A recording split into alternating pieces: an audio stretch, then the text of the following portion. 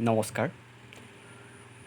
আজি এইটো ভিডিঅ'ৰ জৰিয়তে আমাৰ দশমমান শ্ৰেণীৰ ছাত্ৰ ছাত্ৰীসকলৰ উপযোগী তথা সহায়ক হোৱাকৈ দশমমান শ্ৰেণীৰ ইংৰাজী বিষয়ৰ দ্বিতীয় অধ্যায় অৰ্থাৎ second chapter Nelson Mandela long walk to freedom এই চেপ্টাৰটোৰ এটা থুলমূল আভাস দিবলৈ যত্ন কৰা হ'ব। চ' আশা কৰিছোঁ সকলো ছাত্ৰ ছাত্ৰীৰ অৰ্থাৎ দশম শ্ৰেণীৰ ছাত্ৰ ছাত্ৰীসকলৰ উপযোগী হ'ব ভিডিঅ'টো। আৰু যিহেতু দশমমান শ্ৰেণীৰ এই যিটো দ্বিতীয় অধ্যায় আছে অৰ্থাৎ ছেকেণ্ড চেপ্টাৰ আছে Nelson Mandela long walk to freedom, চেপ্টাৰটো যথেষ্ট দীঘলীয়া হয়, সেইবাবে একেটা ভিডিঅ'তে গোটেই পাঠটো কভাৰ কৰাত আমাৰ অলপ অসুবিধা হ'ব। গতিকে মই ভাবিছোঁ কি আমি পাৰ্ট বাই পাৰ্ট এই চেপ্টাৰটোৰ ভিডিঅ' আমি আপলোড কৰি যাম আৰু দশম শ্ৰেণীৰ ছাত্ৰ ছাত্ৰীসকলৰ সহায়ক হ'ব। চ' চেপ্টাৰটোৰ নাম হৈছে কি Nelson Mandela long walk to freedom.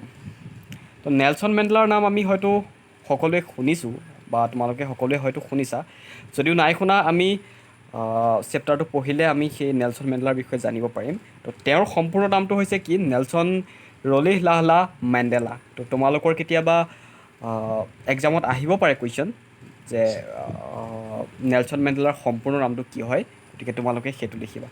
চ' আমি চেপ্টাৰটো চাওঁ কি আছে। এতিয়া বিফৰ ইউ ৰিড, আমাৰ চেপ্টাৰটো পঢ়াৰ আগত অলপ কিবা পঢ়ি ল'বলৈ দিছে, সেইখিনি আমি চাই লৈছোঁ লৈ। Apartheid is a political system that separates people according to their race.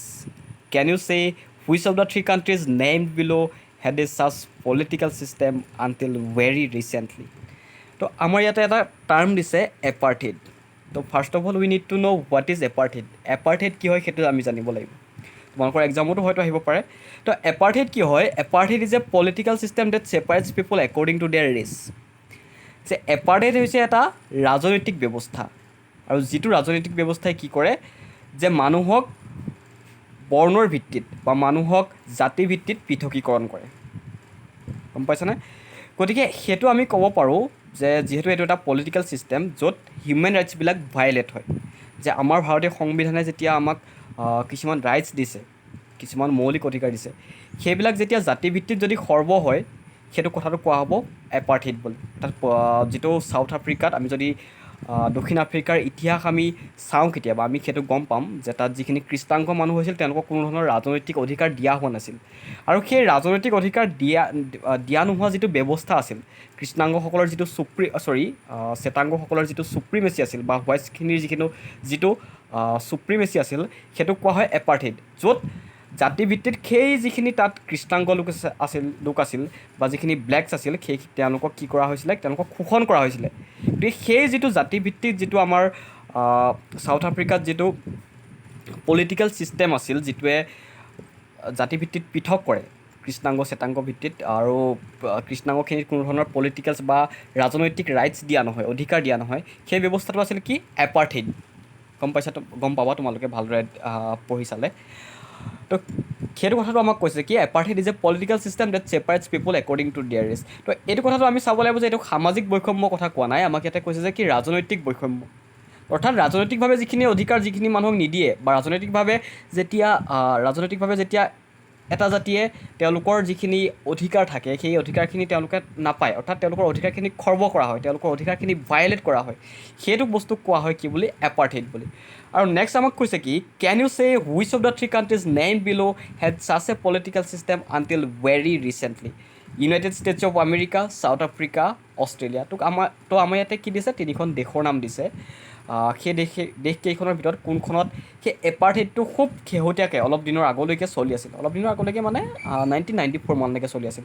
তো সেইটো আমি গম পাম, মই কৈ দিছোঁ ইয়াতে, সেইটো ছাউথ আফ্ৰিকা হয়, য'ত এপাৰ্থেইডটো 1994লৈকে চলি আছিলে, যেতিয়ালৈকে তাত ডেম'ক্ৰেটিক গভৰ্ণমেণ্ট এষ্টাব্লিছ হোৱা নাছিল। তো কেনেকৈ ডেম'ক্ৰেটিক গভৰ্ণমেণ্ট এষ্টাব্লিছ হ'ল তাত আমি সেইটো ইয়াতে পঢ়িব পাম। তো চাই যাওঁ next. Have you heard of Nelson Mandela? Mandela and his African National Congress spent a lifetime fighting against apartheid. তো আমাৰ ইয়াতে এটা কুৱেশ্যন কৰিছে যে কি তুমি নেলছন মেণ্ডেলাৰ নাম শুনিছা নেকি? তোমালোকে হয়তো শুনিব পাৰা বা নুশুনিব পাৰা। যদি দক্ষিণ আফ্ৰিকাৰ ইতিহাসৰ বিষয়ে তোমালোকে পঢ়িছা তেন্তে নিশ্চয় নেলছন মেণ্ডেলাৰ বিষয়ে গম পাবা, যিজন মানুহে সেই ব্লেকছখিনিৰ ৰাইটছৰ কাৰণে প্ৰটেষ্ট কৰি বা এখন ডেম'ক্ৰেটিক গভৰ্ণমেণ্টৰ কাৰণে প্ৰটেষ্ট কৰি 27 বছৰ কাৰাবাস খাটিবলগীয়া হৈছিলে গতিকে সেইখিনি তোমালোকে পঢ়িলে গম পাবা আৰু কৈছে কি Mandela and his African National Congress spent a lifetime fighting against apartheid যে তেওঁলোকে অৰ্থাৎ মেণ্ডেলা আৰু তেওঁৰ আফ্ৰিকান নেশ্যনেল কংগ্ৰেছ যিটো পাৰ্টি আছিল গোটেই জীৱনটো তেওঁলোকে কি কৰিছিলে সেই এপাৰ্থেইডৰ এগেইনষ্টত তেওঁলোকে ফাইট কৰি আছিলে Mandela had to spend 30 years in prisons তো মই অলপ দেৰি আগতে 27 বছৰ বুলি ক'লোঁ তো ইয়াতে দিছে যে কি 30 বছৰ তেওঁ কি কৰিবলগীয়া হৈছিলে জেলত কটাবলগীয়া হৈছিলে কিয় জেলত কটাবলগীয়া হৈছিলে যে সেইটো সময়ত চাউথ আফ্ৰিকাত এনেকুৱা এটা ছিটুৱেশ্যনছ আছিলে যে যিখিনি ব্লেকছ আছিলে সেই ব্লেকছখিনিক হোৱাইটখিনিয়ে দমন কৰি ৰাখিছিল বা তেওঁলোকক অপ্ৰেছ কৰি ৰাখিছিল তেওঁলোকক কোনো ধৰণৰ হিউমেন ৰাইটছ দিয়া হোৱা নাছিল তেওঁলোকক কোনো ধৰণৰ ৰাইটছ দিয়া হোৱা নাছিল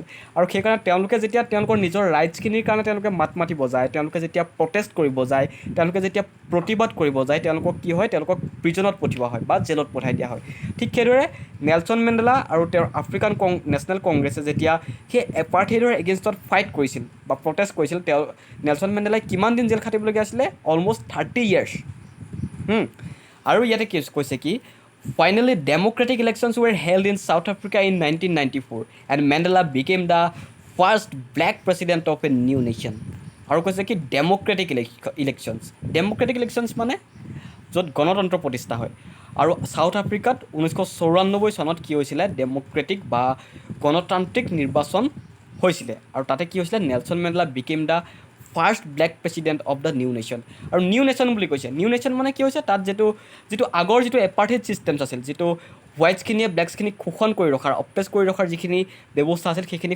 কমপ্লিটলি উঠি গৈছিলে নিউ ডেম'ক্ৰেটিক গভৰ্ণমেণ্টখন এষ্টাব্লিছ হোৱাৰ লগে লগে গতিকে সেই নিউ নেশ্যন বুলি কোৱা হৈছে গতিকে নিউ নেশ্যন মানে য'ত কোনো ধৰণৰ এপাৰ্থেইডৰ ব্যৱস্থা নাছিলে কোনো ধৰণৰ বৰ্ণ বৈষম্যবাদ নাছিলে গতিকে সেই বৰ্ণ বৈষম্যবাদ নোহোৱা নতুন দেশখনৰ প্ৰথমজন ব্লেক প্ৰেছিডেণ্ট অৰ্থাৎ কৃষ্ণাংগ ৰাষ্ট্ৰপতি কোন হৈছিলে নেলছন মেণ্ডেলা 30 বছৰ তেওঁ কাৰাদণ্ড খটাৰ পাছত হ'ল in this extract from his autobiography Long Walk to Freedom Mandela speaks about a historic occasion the inauguration তো আমাক যিটো ইয়াতে পাঠটোত তুলি দিছে সেইটো নেলছন মেণ্ডেলাৰ অটোবায়োগ্ৰাফিৰ পৰা অনা হৈছে অটোবায়োগ্ৰাফি মানে আত্মজীৱনী আমাৰ যেনেকৈ মহাত্মা গান্ধীৰ মাই এক্সপেৰিমেণ্টছ উইথ ট্ৰুথ আছে আৰু সেইখনক অসমীয়ালৈ অমীয় কুমাৰ দাসে অনুবাদ কৰিছে মোৰ সত্য অন্বেষণৰ কাহিনী বুলি ঠিক সেইদৰে নেলছন মেণ্ডেলাৰ যিখন আত্মজীৱনী নেলছন মেণ্ডেলাৰ যিখন অটোবায়োগ্ৰাফি সেইখনৰ নাম হৈছে কি লং ৱাক টু ফ্ৰীডম আৰু তাতে কি কৈছে মেণ্ডেলাই কিহৰ বিষয়ে কৈছে Mandela speaks about a historic occasion এটা ঐতিহাসিক ঘটনাৰ বিষয়ে কৈছে দ্য ইনাগুৰেশ্যন মানে সেই উদ্বোধনী অনুষ্ঠান বা উন্মোচনী অনুষ্ঠান গতিকে কিহৰ উন্মোচনী অনুষ্ঠান হ'ব আমি সেইটো আগতীয়াকৈ গেছ কৰিব পাৰিছোঁ যে কিহৰ হ'ব পাৰে সেইটো নিউ যিটো ডেম'ক্ৰেটিক গভৰ্ণমেণ্ট এষ্টাব্লিছ হৈছে সেইটোৰ ইনাগুৰেশ্যন সেইটোৰ উন্মোচনী সেইটোৰ উদ্বোধন can you guess what the occasion might be তো ইয়াতে আমাক কৈছে যে তুমি অনুমান কৰিব পাৰিবানে যে কিহৰ কোনটো ঘটনাৰ ইনাগুৰেশ্যনৰ কথা কোৱা হৈছে তো আমি সেইটো মই তোমালোকক অলৰেডি ক'লোঁ যে সেইটো যে নিউ ডেম'ক্ৰেটিক গভৰ্ণমেণ্টটো যিহেতু চাউথ আফ্ৰিকাত এষ্টাব্লিছ হৈছিলে 1994 10th May সেইটোৰ বিষয়ে কোৱা হৈছে check your guess with the news item from the BBC of 10th May 1994 তো BBC অৰ্থাৎ ব্ৰিটিছ ব্ৰডকাষ্টিং কৰ্প'ৰেশ্যনে এটা আৰ্টিকল পাব্লিছ কৰিছিলে 10th May 1994 সেইটোৰ পৰা তোমালোকক গেছ কৰিব কৈছে তো তলত সেইটো দিয়া থাকিব তো let's check it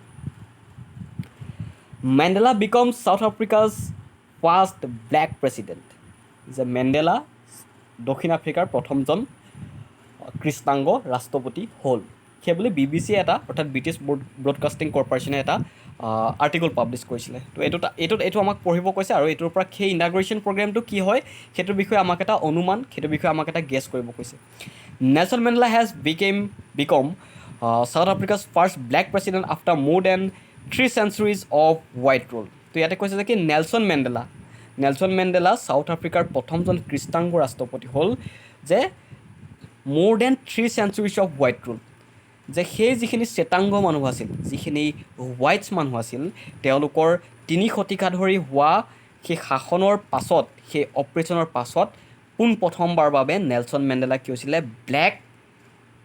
first black president প্ৰথমজন কৃষ্ণাংগ ৰাষ্ট্ৰপতি হৈছিলে Mr. Mandela's African National Congress ANC party owned 252 of 400 seats in the first democratic elections of South Africa's history. যে চাউথ আফ্ৰিকা অৰ্থাৎ দক্ষিণ আফ্ৰিকাৰ ইতিহাসত পোনপ্ৰথমবাৰৰ বাবে আফ্ৰিকান নেশ্যনেল কংগ্ৰেছ মেণ্ডেলাৰ যিটো আফ্ৰিকান নেশ্যনেল কংগ্ৰেছ পাৰ্টি আছিল তেওঁলোকে 400খন ছিটৰ ভিতৰত 252খন আসন লাভ কৰিবলৈ সক্ষম হৈছে, অৰ্থাৎ তেওঁলোকে নিৰংকুশ সংখ্যাগৰিষ্ঠতা লাভ কৰি সেই পোনপ্ৰথমবাৰৰ বাবে চৰকাৰ ডেম'ক্ৰেটিক গণতান্ত্ৰিক চৰকাৰ গঠন কৰিবলৈ সক্ষম হৈছিল।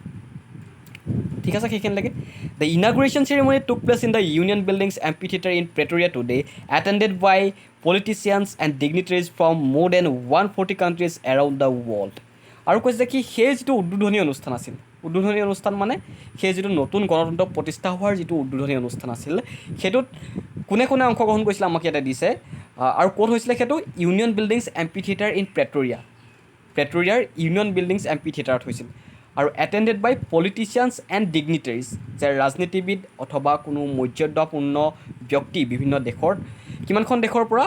140খন দেশৰ পৰা, গোটেই পৃথিৱীৰ 140খন দেশৰ পৰা বিভিন্ন ধৰণৰ ৰাজনীতিবিদ অথবা মৰ্যাদাপূৰ্ণ ব্যক্তিয়ে সেই যিটো ইনাগুৰেশ্যন চেৰিমনি হৈছিল, যিটো গণতন্ত্ৰ প্ৰতিষ্ঠা হোৱাৰ যিটো উদ্বোধনী অনুষ্ঠান হৈছিল, সেইটোত অংশগ্ৰহণ কৰিছিল। Never, never again will this beautiful land experience the oppression of one by another, said Nelson Mandela in his address. So সেই যিখন মিটিং হৈছিল, সেই যিখন ডেম'ক্ৰেটিক গভৰ্ণমেণ্ট এষ্টাব্লিছ হোৱাৰ বা নতুন যিখন গণতান্ত্ৰিক চৰকাৰ প্ৰতিষ্ঠা হোৱাৰ যিখন সভা অনুষ্ঠিত হৈছিল, সেইখনত নেলছন মেণ্ডেলাই কি বুলি কৈছিলে তেওঁৰ এড্ৰেছিঙত? Never never again will this beautiful land experience the oppression of one by another. যে এই দেশখন মানে দক্ষিণ আফ্ৰিকাৰ, এই দেশখনে কোনো দিনে কোনো কাৰণতে এটা জাতিৰ ওপৰত এটা জাতিৰ যিটো শোষণ নিষ্পেষণ থাকে, সেইটো কোনো ধৰণৰ ইয়াত নহ'ব, সেইটো কোনো ধৰণৰ অভিজ্ঞতা এইখন দেশে আৰু কেতিয়াও নাপাব। অৰ্থাৎ তাত কমপ্লিটলি কি হ'ব, যে তাত ডেম'ক্ৰেটিক গভৰ্ণমেণ্ট এষ্টাব্লিছ হোৱাৰ লগে লগে যে শোষণ নিষ্পেষণ এটা জাতিৰ ওপৰত আন এটা জাতিৰ, সেইখিনি কি হ'ব? বিলুপ্তি ঘটিব। সেইটো কথা নেলছন মেণ্ডেলাই তেওঁৰ এড্ৰেছিং স্পীচটোত কৈছে। Jubilant scenes on the streets of Pretoria followed the ceremony with blacks, white colored celebrating together.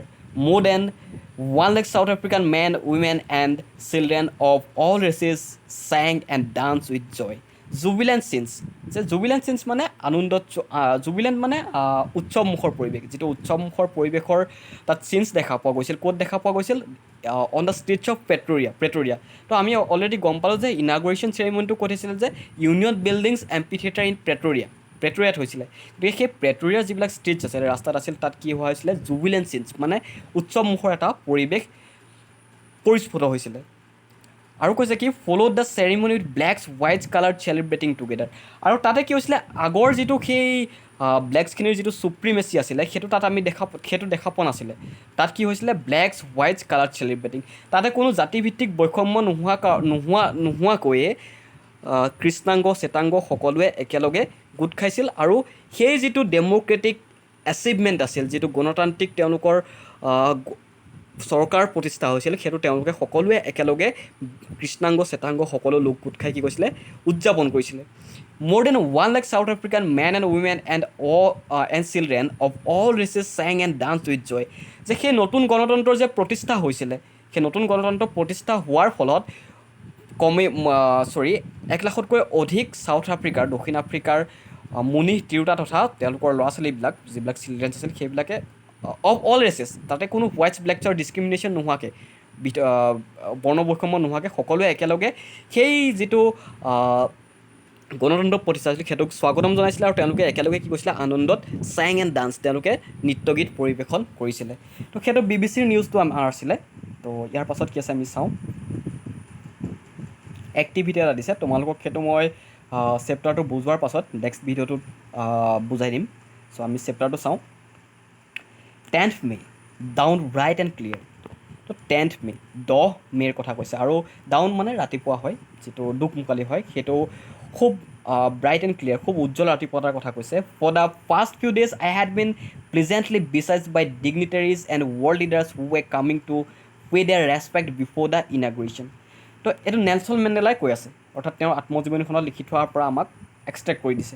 তো ইয়াতে কি কৈছে, যে কি সেই 10 মে'ৰ ৰাতিপুৱাটো, খুব উজ্জ্বল ৰাতিপুৱাটো কথা কৈছে। For the first few days, যে অলৰেডি তেওঁলোকৰ যিটো নিৰ্বাচন হৈছিলে সেইটো হৈ গ'ল অলৰেডি। আৰু কৈছে কি for the past few days, এই শেষ হৈ যোৱা কেইদিনমানৰ ভিতৰত, মানে অৰ্থাৎ 2-3 দিন আগৰ পৰা মানে, আই had been pleasantly besieged by ডিগনিটাৰিজ। বিচাইজড বাই মানে টু বি ছাৰাউণ্ডেড বাই, মানে তেওঁৰ লগত আছিল। কোন আছিলে বুলি কৈছে তেওঁৰ লগত? Had been presently beside by dignitaries and world leaders. যে কোনো মৰ্যাদাপূৰ্ণ লোক মানে পলিটিকেল লিডাৰ্ছ হ'ব পাৰে বা বেলেগ ধৰণৰ মৰ্যাদা সম্পন্ন লোক হ'ব পাৰে। And world leaders were coming to pay' their respect before the inauguration. যে তেওঁলোকৰ যিটো নতুন গণতন্ত্ৰ প্ৰতিষ্ঠা কৰিব গৈ আছে, সেই নতুন গণতন্ত্ৰ প্ৰতিষ্ঠা কৰাৰ আগমুহূৰ্তত তেওঁক বিভিন্ন ধৰণৰ মৰ্যাদা সম্পন্ন লোক বা বিভিন্ন ধৰণৰ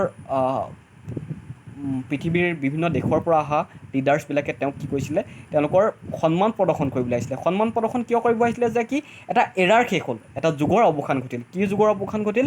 যে যিটো এপাৰ্থেইড এৰা আছিল, যিটোত ব্লেকছখিনিক হোৱাইটছখিনিয়ে অকল শোষণ কৰি আছিলে, সেই যুগটোৰ অৱসান ঘটোৱাৰ ক্ষেত্ৰত নেলছন মেণ্ডেলাই যিটো ভূমিকা লৈছিলে, সেই ভূমিকা লৈ তেওঁ যিহেতু সফল হৈছিলে, তেওঁ সফলতাৰ সেই লোকসকলে ৱৰ্ল্ড লিডাৰ্ছ বা ডিগনিটাৰিজসকলে তেওঁক কি কৰিব আহিছিলে, তেওঁক সন্মান প্ৰদৰ্শন কৰিব আহিছিলে।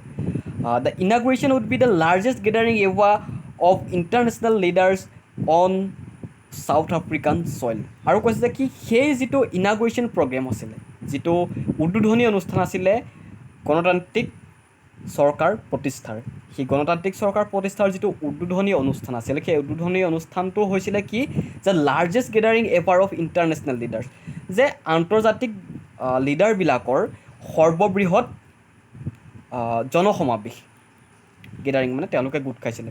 আৰু সেইটো আফ্ৰিকান ছইল মানে আফ্ৰিকাৰ ছাউথ আফ্ৰিকাৰ ভূমিত বা ছাউথ আফ্ৰিকান ছইল মানে সেইটো কথা কৈছে যে আফ্ৰিকাৰ মাটিত পোনপ্ৰথমবাৰৰ বাবে ইমানখিনি আন্তৰ্জাতিক লিডাৰ্ছৰ ইয়াতে কি হৈছিলে, সৰ্ববৃহৎ এইটো জনসমাৱেশ হৈছিলে। সেইখিনিলৈকে ঠিকে আছে মই ভাবিছোঁ। The ceremonies took place in the lovely sandstone amphitheatre form by the Union Buildings in Pretoria. তো সেই যিটো ইনাগুৰেশ্যন চেৰিমনি আছিলে, যিটো উদ্বোধনী অনুষ্ঠান আছিলে গণতান্ত্ৰিক চৰকাৰ প্ৰতিষ্ঠাৰ, সেইটো ক'ত হৈছিলে? Lovely sandstone amphitheatre formed by the Union Buildings in Pretoria. তো এম্পিথিয়েটাৰ মানে আমাক ইয়াতে কি দিছে? A building without a roof with many rows of seats rising in steps typical ancient Greece and Rome. তো এনচিয়েণ্ট বা পৌৰাণিক গ্ৰীচ বা ৰোমত থকা কিছুমান এনেকুৱা ধৰণৰ বিল্ডিং যিবিলাকত ছাল নাথাকে আৰু সাধাৰণতে সেই যিবিলাক ফৰ্মেল মিটিং হয় তাত অনুষ্ঠিত কৰা হয় খুব সম্ভৱ, আৰু সেইবিলাকৰ যিটো সেই ওপৰৰ ছাল সেইটো নাথাকে, তাত বিভিন্ন ধৰণৰ ৰ' থাকে, মিটিং পাতিব পৰা হয়। গতিকে সেইটো ক'ত হৈছিলে? Sandstone amphitheatre form by the Union Buildings in প্ৰেটৰিয়াৰ ইউনিয়ন বিল্ডিংছত হৈছিলে। For decades, this had been the seat of white supremacy, and now it was the site of a rainbow gathering of a different colors and nations for the installation of South Africa's first democratic non-racial government. যে বিগত দশকবিলাকত কি আছিলে, তাতে সেই যিটো প্ৰেটৰিয়াৰ Union buildings আছিল, যিটো amphitheatre আছিল, সেইটো কোনো কাৰণতে ব্লেকছখিনি তাতে যাব নোৱাৰিছিলে। সেইটো হোৱাইট চুপ্ৰিমেচিৰ আণ্ডাৰত আছিলে, যে হোৱাইটছখিনিহে তাত যাব পাৰিব। কিন্তু সেই যেতিয়া ডেম'ক্ৰেটিক গভৰ্ণমেণ্ট বা গণতান্ত্ৰিক চৰকাৰ প্ৰতিষ্ঠা হ'ব ধৰিলে, নেলছন মেণ্ডেলা যেতিয়া ছাউথ আফ্ৰিকাৰ গণতান্ত্ৰিক নিৰ্বাচনত বিজয়ী হ'ল, তেওঁলোকৰ ইনাগুৰেশ্যন প্ৰগ্ৰেমটো ক'ত অনুষ্ঠিত কৰিছিলে? ইউনিয়ন বিল্ডিংছ ইন প্ৰেটৰিয়াৰ সেই ইউনিয়ন বিল্ডিংছটোত কৰিছিলে। আৰু কৈছে যে কি, নাও it was the site of rainbow' gathering. তো ৰেইনব' গেডাৰিং বুলি কৈছে আমাক। ৰেইনব' মানে ৰামধেনু মানে কি?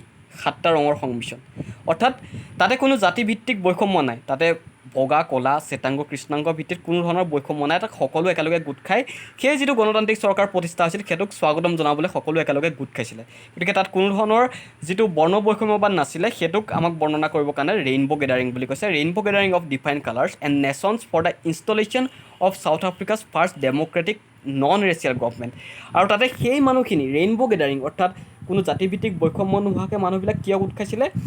যে যিটো ছাউথ আফ্ৰিকাত প্ৰথমবাৰৰ বাবে গণতান্ত্ৰিক আৰু জাতিভিত্তিক বৈষম্য নথকা চৰকাৰ এখন প্ৰতিষ্ঠা কৰিব যিহেতু গৈ আছে, গতিকে সেইটো চেলিব্ৰেট কৰিবৰ কাৰণে কি কৈছিলে, যে তাত ৰেইনব' গেডাৰিং হৈছিলে। অৰ্থাৎ কোনো ধৰণৰ বৰ্ণ বৈষম্য নোহোৱাকৈ কৃষ্ণাংগ শ্বেতাংগ সকলো লোকৰে সমাৱেশ ঘটিছিলে। হ'ল আগত সেইটো কি আছিলে? সেইটো অকল হোৱাইট চুপ্ৰিমেচি আণ্ডাৰত আছিলে, তাতে কোনো ধৰণৰ কৃষ্ণাংগ লোকৰ সমাৱেশ হ'ব পৰা নাছিলে। ঠিক আছে। চ' নেক্সট কি দিছে? On the lovely autumn day I was accompanied by my daughter Zenani. তো ইয়াতে কৈছে যে 10th মে' কথা আমাক কৈ আছে, 10 মে'। অৰ্থাৎ মে' মাহটো আমাৰ কোনোবা কাৰণত শৰৎ কালত পৰে নেকি? কোনো কালত নপৰে। যিহেতু তাত ছাউথ আফ্ৰিকাত পোনপ্ৰথমবাৰে 10 মে'ৰ দিনা গণতান্ত্ৰিক চৰকাৰ প্ৰতিষ্ঠা হৈছে, গতিকে সেইটো শৰৎকালৰ লগত তুলনা কৰিছে। সেইটো নেচাৰেল নহয়, কিন্তু সেইটো নেলছন মেণ্ডেলাই সেইটো কথা কৈছে। আৰু সেই 10 মে'ৰ দিনাখনি বা লভলি আটাম ডে বুলি কৈছে, আই ৱাজ একম্পেনিড বাই মাই ডাটাৰ জেনানী। তো তেওঁ কাৰ লগত গৈছিলে সেই এম পি থিয়েটাৰলৈ, পেট্ৰিয়া যিটো ইউনিয়ন বিল্ডিংছ আছিলে তালৈ কাৰ লগত গৈছিলে? ডাটাৰ জেনানী, তেওঁৰ জীয়েকৰ নাম আছিলে কি? জেনানীৰ লগত গৈছিলে। On the podium mister de Klerk was first sworn in as the second deputy president. তো সেইদিনাখনি কি হৈছিলে? মিষ্টাৰ ডি ক্লাৰ্ক তেওঁ কি হৈছিলে? ছেকেণ্ড ডেপুটি প্ৰেছিডেণ্ট হিচাপে তেওঁ শপত গ্ৰহণ কৰিছিলে। Then Thabo Mbeki was sworn in as first deputy president. তো ফাৰ্ষ্ট ডেপুটি প্ৰেছিডেণ্ট হিচাপে থাবো এম্বেকিয়ে শপত গ্ৰহণ কৰিছিলে।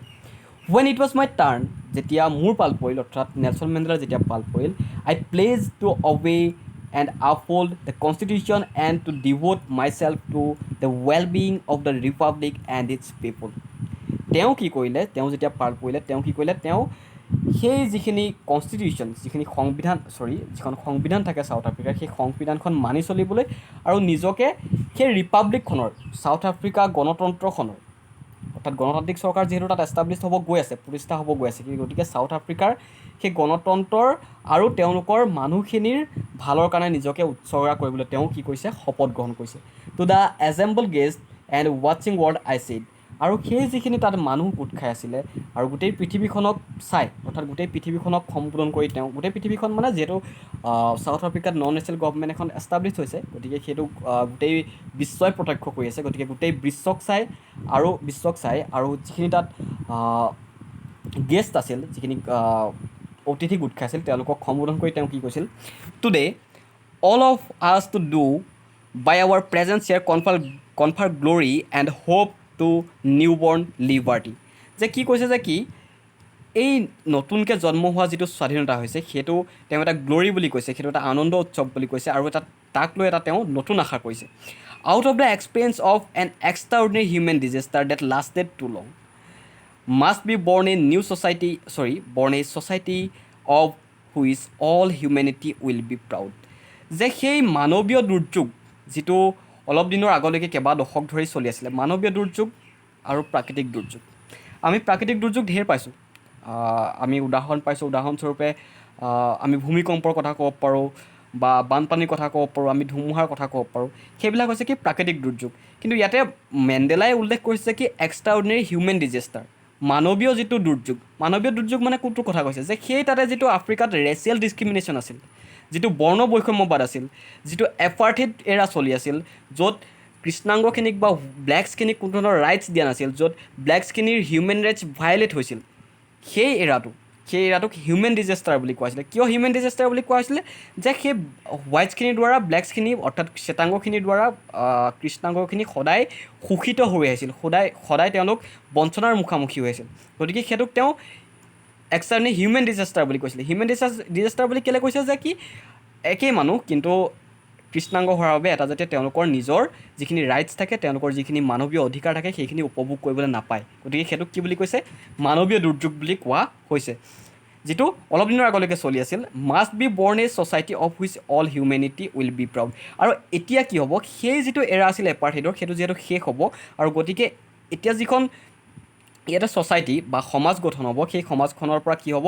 গোটেই মানৱ জাতি গৌৰৱান্বিত হ'ব। মানৱ জাতি গৌৰৱান্বিত হ'ব মানে কি ক'ব বিচাৰিছে? যে কি ইয়াতে কোনো ধৰণৰ হোৱাইট ব্লেক চুপ্ৰিমেচি নাথাকিব, ইয়াতে সকলোৱে সম অধিকাৰ পাব। গতিকে তাত গোটেই এপাৰ্থেইড এৰাটোৰ অৱসান ঘটাৰ কথাটো আমাক কৈ আহিছে, আৰু তাত বৰ্ণ বৈষম্যবাদ কোনো কাৰণতে নাথাকিব, আৰু সকলোৱে সমান অধিকাৰ লাভ কৰিব, আৰু সেইটোৰ কাৰণে কি হ'ব? গোটেই মানৱ জাতি গৌৰৱান্বিত হ'ব বুলি নেলছন মেণ্ডেলাই আমাক ইয়াতে উল্লেখ কৰিছে। We, who were outlaws not so long ago, have today been given the rare privilege to be host the nations of the world on our own soil. যে we who were outlaws মানে ইয়াত কি কৈছে? Because of its policy of apartheid many countries had earlier broken off diplomatic relations with South Africa. যে South আফ্ৰিকাৰ, দক্ষিণ আফ্ৰিকাৰ যিটো এপাৰ্থেইড পলিচি আছিলে, যিটো এপাৰ্থেইড ৰাজনৈতিক ব্যৱস্থা আছিলে, আমি আগত পঢ়ি আহিলোঁ, সেই এপাৰ্থেইড ব্যৱস্থাটোৰ বাবে বিভিন্ন ধৰণৰ দেশে তেওঁলোকৰ লগত যিবিলাক বৈদেশিক সম্পৰ্ক বা ফ্ৰণ্টিয়াৰ পলিচি আছিল তেওঁলোকৰ, সেইবিলাক অৱসান ঘটাইছিলে, বা সেইবিলাকৰ ব্ৰেকআপ হৈছিলে আৰু কিন্তু কি হৈছে সেই দেশবিলাকে এতিয়া যিহেতু নতুন গণতন্ত্ৰ প্ৰতিষ্ঠা হৈছে সেইটোত কি কৰিছে তেওঁলোকে সঁহাৰি দিছে সেইটো কথাটো ইয়াত আমাক কৈছে have today been given the rare privilege to host the nations of world on our soil যে সেই দেশবিলাকে যিবিলাকে তেওঁলোকক কি কৰিছিলে যিটো ৰিলেশ্যনশ্বিপ আছিলে ফ্ৰণ্টিয়াৰ পলিচি আছিলে বৈদেশিক নীতি আছিলে বা তেনেকুৱা ধৰণৰ কিবা সম্পৰ্ক আছিলে সেইবিলাক ব্ৰেকআউট কৰিছিলে সেই দেশবিলাকে কি কৰিছিলে যে এটা নেশ্যন ৱাইড বা ইণ্টাৰনেশ্যনেল এটা ইনাগুৰেশ্যন চেৰিমনিত তেওঁলোকক অনুষ্ঠিত কৰাত তেওঁলোকক সহযোগিতা আগবঢ়াইছিলে we thank all our distinguished national guest for having come to take position with the people of our country of what is after all a common victory for justice, for peace, for human dignity. তো Nelson মেণ্ডেলাই কাক ধন্যবাদ দিছে we thank all our distinguished international guest যে বিভিন্ন ধৰণৰ যিবিলাক আন্তৰ্জাতিক অতিথি তেওঁলোকলৈ তেওঁলোকৰ সেই ইনাগুৰেশ্যন চেৰিমনিটোত আহিছিলে বা উদ্বোধনী অনুষ্ঠানত আহিছিলে সকলোকে তেওঁ ধন্যবাদ জনাইছে for having come to take possession with the people of our country যে তেওঁলোকৰ দেশখনত যিটো গণতান্ত্ৰিক চৰকাৰ প্ৰতিষ্ঠা কৰিবলৈ গৈ আছে সেই সময়ত তেওঁলোকক সেই পজিশ্যনটোত সেই তেওঁলোকৰ যিটো সফলতা সেইটোত অংশগ্ৰহণ কৰিবলৈ বিভিন্ন ধৰণৰ ইণ্টাৰনেশ্যনেল গেষ্ট আহিছিলে সেইবিলাকক তেওঁ কি কৈছে ধন্যবাদ জনাইছে after all a common victory for justice for peace for human dignity যিয়ে নহওক সেই যে বাহিৰৰ অতিথিবিলাক আহিছে তেওঁলোক কেলৈ আহিছে আফটাৰ অল যে সেই যিটো তাতে গণতান্ত্ৰিক চৰকাৰ প্ৰতিষ্ঠা হৈছিলে সেইটো কি হৈছে ভিক্টৰী ফৰ জাষ্টিছ ন্যায়ৰ জয় ফৰ পিচ শান্তিৰ জয় ফৰ হিউমেন ডিগনিটি যে মানৱীয় মৰ্যাদাৰ জয় কিয় মানৱীয় মৰ্যাদাৰ জয় কিয় শান্তিৰ জয় কিয় ন্যায়ৰ জয় হৈছে যে কি তাৰে কোনো ধৰণৰ বৰ্ণ বৈষম্যবাদ নাথাকিব তাতে কোনো হোৱাইট চুপ্ৰিমেচি নাথাকিব বা ব্লেক চুপ্ৰিমেচি নাথাকিব তাত সকলোৱে সমান অধিকাৰ লাভ কৰি জীয়াই থাকিবলৈ সুবিধা পাব সেই গণতান্ত্ৰিক চৰকাৰ প্ৰতিষ্ঠা হোৱাৰ বাবে গতিকে সেইকাৰণে কি কৈছে যে কি নেলছন মেণ্ডেলাই সেই যিটো নিউ ডেম'ক্ৰেটিক গভমেণ্ট এষ্টাব্লিছ হৈছে বা ইনাগুৰেশ্যন চেৰিমনি হৈছে সেইটো কি বুলি কৈছে তেওঁ a common victory for justice for peace for human dignity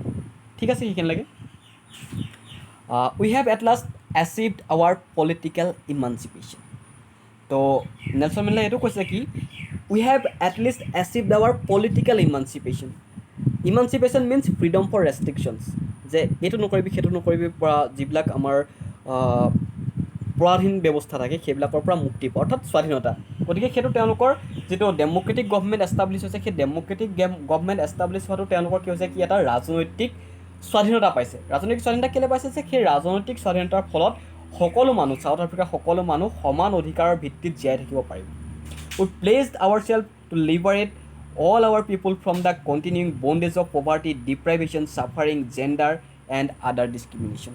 আৰু এতিয়া কি হ'ব যে সেই কৃষ্ণাংগ মানুহখিনিয়ে যিহেতু দৰিদ্ৰতা বঞ্চনা বা ভুক্তভোগী হৈছিলে জেণ্ডাৰ এণ্ড আদাৰ ডিছক্ৰিমিনেশ্যন লিংগ বা অন্যান্য কিছুমান ৰেচিয়েল ডিছক্ৰিমিনেশ্যন হওক বা বিভিন্ন ধৰণৰ বৈষম্য তাত আছিলে সেইবিলাক আৰু এতিয়া নতুন গভমেণ্ট নতুন যিখন গণতান্ত্ৰিক চৰকাৰ প্ৰতিষ্ঠা হ'ল সেইখনৰ প্ৰতিষ্ঠা হোৱাৰ পাছত সেইবিলাক যে নাথাকিব সেইটোৰ কাৰণে সেইটো কথা নেলছন মেণ্ডেলাই তেওঁৰ স্পীচটোত উল্লেখ কৰিছে never and never again shall it be that this beautiful land will again experience the oppression of one by another আৰু কৈছে যে কি কেতিয়াও এই দেশখনে মানে চাউথ আফ্ৰিকাৰ কথা কৈছে এই দেশখনে কোনো কাৰণত এটা জাতিৰ ওপৰত এটা জাতিৰ শোষণ নিষ্পেষণ এইবিলাক আৰু কেতিয়াও অভিজ্ঞতা নাপায় ইয়াতে কোনো ধৰণৰ শোষণ নিষ্পেষণৰ কথা নাহিব ইয়াতে সকলো কি হ'ব সম অধিকাৰত সমতাৰে জীয়াই থাকিব পাৰিব the sun shall never set on so' glorious a human achievement যে এই মানুহৰ যিটো এটা গ্ল'ৰিয়াছ এচিভমেণ্ট হৈছে সেই মানৱীয় এটা বিশেষ জয় হৈছে ডেম'ক্ৰেটিক গভমেণ্ট এষ্টাব্লিছ কৰাৰ সেই ডেম'ক্ৰেটিক গভমেণ্ট এষ্টাব্লিছ কৰাৰ যি সূৰ্য উদয় হৈছে এই সূৰ্য আৰু কেতিয়াও মাৰ নাযায় let freedom reign God bless Africa স্বাধীনতা শাসনত আহক গড ব্লেছ আফ্ৰিকাক ভগৱানে আশীৰ্বাদ কৰক তো সেইটো আছিল ফাৰ্ষ্ট চেপ্টাৰ তো ইয়াতে নেলছন মেণ্ডেলাই তেওঁৰ অভিজ্ঞতাখিনি আৰু তেওঁ সেই ইনাগুৰেশ্যন চেৰিমনিটোত কি কৈছিলে সেইখিনি ইয়াতে তেওঁ ডেছক্ৰাইব কৰিছে মই ভাবিছোঁ ছাত্ৰ ছাত্ৰীসকলৰ সুবিধা হ'ব আৰু ইয়াতো যদি তোমালোকৰ কিবা ডাউট থাকি যায় বা এনেকুৱা নহয় যে মোৰো কিবা ভুল থাকি নাযাব যিহেতু এইটো নেলছন মেণ্ডেলাৰ চেপ্টাৰ হয় আৰু 2-4টা ভুল থাকি যোৱাটো স্বাভাৱিক গতিকে মই ভাবিছোঁ ছাত্ৰ ছাত্ৰীসকলৰ যদি কিবা ডাউট থাকি যায় মোক ইনফৰ্ম কৰিব। আৰু অন্যান্য ব্যক্তিও যদি ভিডিঅ'টো চায় তেওঁলোকৰ যদি কিবা মোক ক'ব লগা থাকে ধনাত্মক সমালোচনাৰে তেওঁলোকৰ মতামত আগবঢ়াব বুলি আশা ৰাখিলোঁ। আৰু ইয়াৰ পাছত যিখিনি নেলছন মেণ্ডেলা চেপ্টাৰৰ যিখিনি পাৰ্ট আছে সেইখিনি আমি এটা এটা ভিডিঅ'কে আপলোড কৰি যাম। So' thank you all, thank you for ৱাচিং দ্য ভিডিঅ'।